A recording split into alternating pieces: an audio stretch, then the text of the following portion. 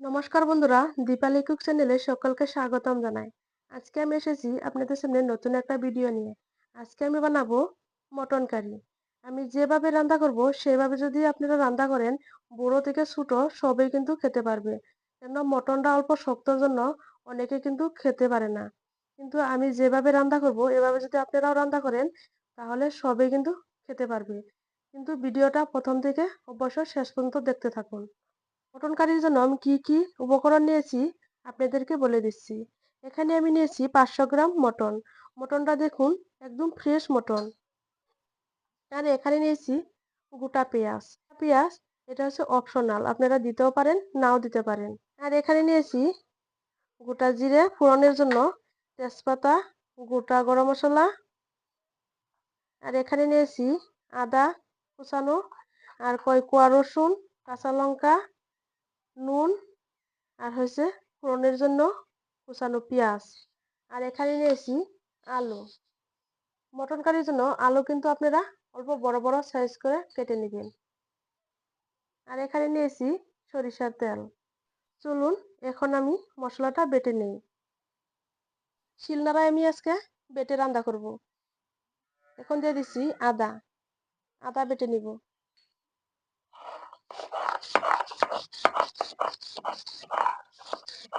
আদা আমার বাটা হয়ে গেছে, এখন আমি উঠিয়ে নিচ্ছি।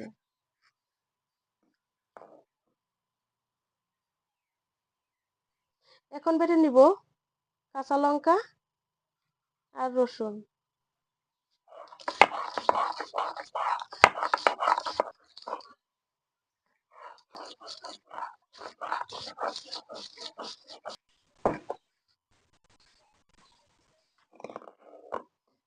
আর দিয়ে দিব টমেটো। গুঁড়ো মশলার মধ্যে দিয়ে দিব হলুদের গুঁড়ো, লঙ্কা গুঁড়ো, আর জিরে গুঁড়ো, আর ধনে গুঁড়ো, আর হচ্ছে গরম মশলা। এখন আমি মটন মাখিয়ে নেব। কিছু মশলা চর্বিগুলো আমি এখন দিব না, উঠিয়ে রেখে দিব। এই চর্বিগুলো একসাথে দিলে কি হয়, চর্বিগুলো গলে যায়। আমার স্বাদ অনুযায়ী দিয়ে দিচ্ছি নুন, দিয়ে দিচ্ছি আদা বাটা, রসুন কয় কোয়া, রসুন আর কাঁচা লঙ্কা বাটা। আর দিয়ে দিব হলুদের গুঁড়ো, লঙ্কা গুঁড়ো দিয়ে দিচ্ছি, জিরে গুঁড়ো দিয়ে দিচ্ছি, ধনে গুঁড়ো দিয়ে দিচ্ছি, দিব সরিষার তেল। সরিষার তেল দিয়ে ভালো করে মাখিয়ে নিব। এখন আমি রেস্টে দিব 15 মিনিট। পরে আবার ভালোভাবে গরম হয়ে গেছে, এখন আমি দিয়ে দিব সরিষার তেল। সরিষার তেল ভালোভাবে গরম হয়ে গেছে, এখন আমি দিয়ে দিব আলু। মটনের জন্য অবশ্যই আপনারা আলুগুলো ভালো করে ভেজে নেবেন। আলুর মধ্যে দিয়ে দিব নুন, আর দিয়ে দিব হলুদের গুঁড়ো। এখন আমি ভালো করে ভেজে নেব। দেখুন প্রত্যেকটা আলু আমার লাল লাল করে ভাজা হয়ে গেছে। অবশ্যই কিন্তু আপনারা মটনের হোক, চিকেনে হোক, মাংসের আলু কিন্তু ভালো করে ভেজে নেবেন, তাহলে মাংসের আলুগুলো খেতে খুব ভালো হয়। এখন দিয়ে দিব গোটা জিরে, শুকনো লঙ্কা ফোড়নে, তেজপাতা, আর দিয়ে দিব গোটা গরম মশলা। এলাচ কিন্তু আপনারা ফাটিয়ে দিবেন, তা না হলে তেলে দেওয়ার সঙ্গে সঙ্গে ফেটে যাবে। এখন দিয়ে দিব পেঁয়াজ কুচানো, অল্প ভেজে নিব। হালকা করে ভাজা হয়ে গেছে, এখন দিয়ে দিব টমেটো। তেলের মধ্যে অল্প দিয়ে দিব হলুদের গুঁড়ো, আর দিয়ে দিব লঙ্কা গুঁড়ো। কালারটা ভালো আসার জন্য আমি দিয়ে দিচ্ছি লঙ্কা গুঁড়ো, আর দিয়ে দিচ্ছি হলুদের গুঁড়ো তেলের মধ্যে। মশলা আমার ভাজা হয়ে গেছে, এখন দিয়ে দিব মটন।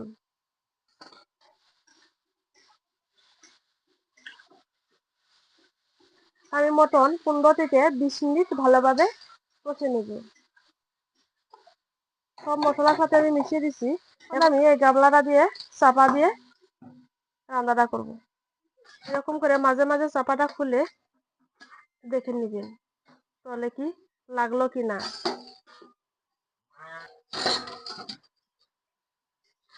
দেখুন কতটা সুন্দর হয়েছে। আবারও আমি চাপাতে দিব। এখন দিয়ে দিব আলু।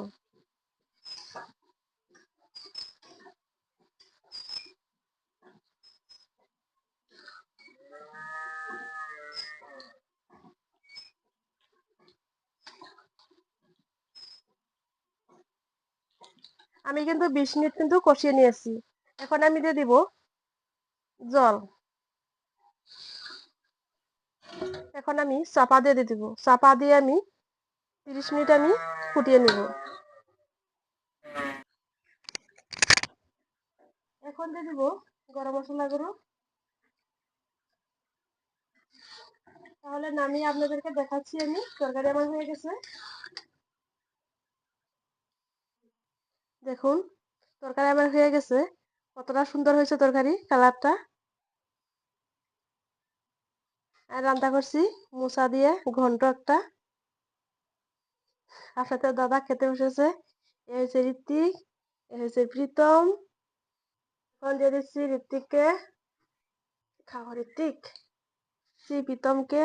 প্রীতম চর্বি আর হয়েছে পেঁয়াজ।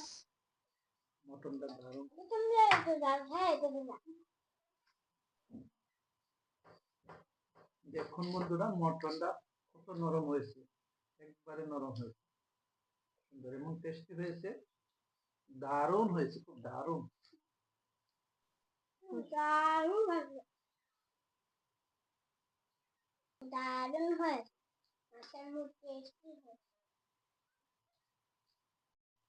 এ দেখুন বন্ধুরা, আমাদের ঘরে কে এসেছে।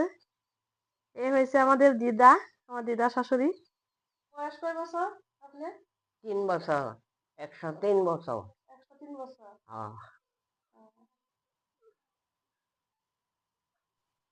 বড়টা।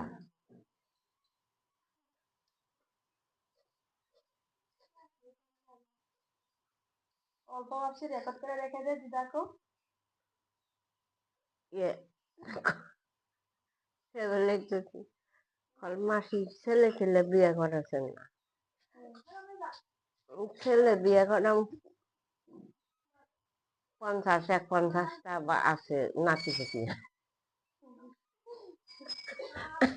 ওই কলসি মতনে ফাল দিয়ে আমার চারিদিকে নেই মামার ভক্তি করে। কলে 50টা নাতি পুতি মান অন্তরি সিদে আছে। আমি যদি বোন আরো 5 বছরও থাকি আমার মানটা ভাঙবো না।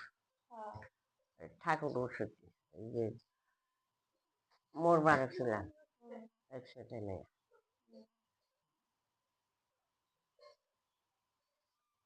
এক ফুটা জল খাই নাই বোন গো। ই করে 14 দিন এক ফুটা জলও খাই নাই।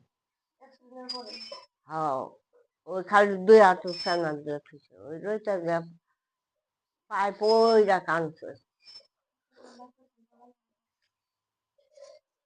তারে কানছে নাচে রাজা টাইনা উঠাইছে। তোর মায় বাঁচবো, আমরা খাওয়ান দিবেন, সানালের নগে আমরা খাওয়ান দিবেন।